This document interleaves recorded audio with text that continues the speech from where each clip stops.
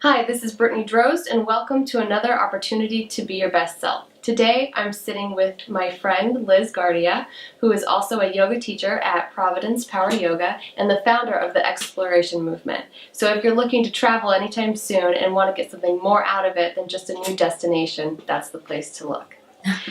So I wanted to talk with you about the virtue of yoga called Satya. You'd mentioned it recently in one of your yoga classes, and I thought it would be really relevant to people in this New Year's time, people making goals, resolutions. Mm-hmm. So I'm wondering, how would you define or explain Satya?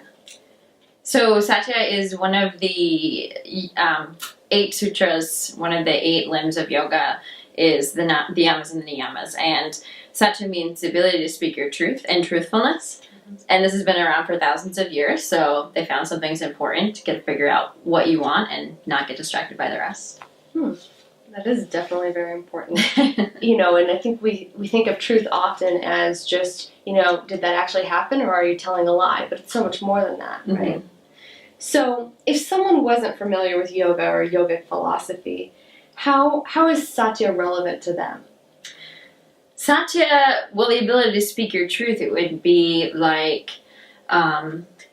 if someone asks you for feedback on something, are you giving them your truthful feedback or are you giving them what you think they need to hear? You're trying to cushion things, stuff like that. That's a very simple example of it. I find that it becomes more difficult when you're making decisions for yourself, so identify what actually will be the best thing for you and not being concerned with all of the distractions around you of what decision should you make. Okay, like other people's influence. Yeah. Other people happy with your decision. Yeah, or what would make you look better, all those sort of things. Okay. Yeah, I think we all definitely do a lot of that. So in New Year's time, people are making lots of resolutions, like I said, and I know a lot of people that are seeking to better their relationships, whether it's with themselves, their spouse, their family members. How can Satya play a role in that? Okay, so with relationships, it's really interesting because we only have so much energy, and we have more friends than we have ever had before. I mean, back then, we didn't have Facebook, we didn't have all these ways to keep in touch with people. So how do we figure out who can we give our energy to of quality, not quantity? And we have to kind of shave down the number of people that we're sharing that with because it leaves us exhausted and we want to get something back from it. So there's that equal sharing. And I think one way to figure out truthfulness, Satya, in your relationship is to look at, well, what am I getting back from this person? I'm always giving, and I feel exhausted when I get away from them, but I don't feel any better about myself.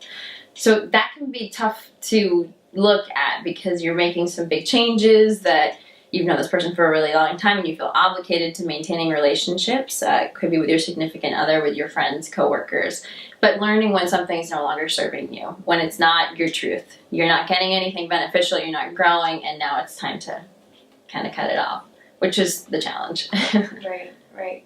So I think a lot of people could relate to moving on past high school, and we have our high school group of friends, right? But as we grow and move forward in our life, maybe those relationships aren't as strong or as relevant for us anymore. They don't serve us as well, right? And so I know a lot of people experience guilt. I know myself having guilt about maintaining those relationships, and it's definitely hard to move on from. But you're right, time is limited. For sure. And I don't speak with a lot of my high school friends, and I found some really good methods to figure out when a relationship is serving me. If it's just talking about the past and gossip and negative things that are really reactive and not moving forward or progressive, you have to have an awareness and ability to discern. But when you feel like that's 90% of the conversation, it's usually done. And that's okay. That's also one of the yamas of yoga is non-attachment. So knowing when it's time to say goodbye and honoring the time that you had with that person or that thing and then moving on so you can clear space for a new one. Oh, great. So which ways do you find people aren't truthful in their lives? I think the biggest one that I see would be with relationships, romantic relationships, where they're there because of the comfort and security and the familiarity of it, but that they're actually not growing and they're sort of being hindered and held back. But the fear of what the other options is totally overpower that the being stuck in it, so they end up just staying for a really long time, and the longer you stay, the more difficult it becomes. But I think that if you realize that you're not only doing a favor for yourself, but also for this other person, even though they might tell you, please don't leave me, there is a learning lesson in that, and they're going to be able to move forward and learn and grow and do a better job next time with the next person, as will you. So I think understanding when you do the things and when one person's not happy, neither person is really happy, and you need to learn from that and talk about it and grow and move forward. Great, thank you. Mm-hmm. So how can we put Satya into practice? You know, given what you just said, I think a lot of people can really relate to that.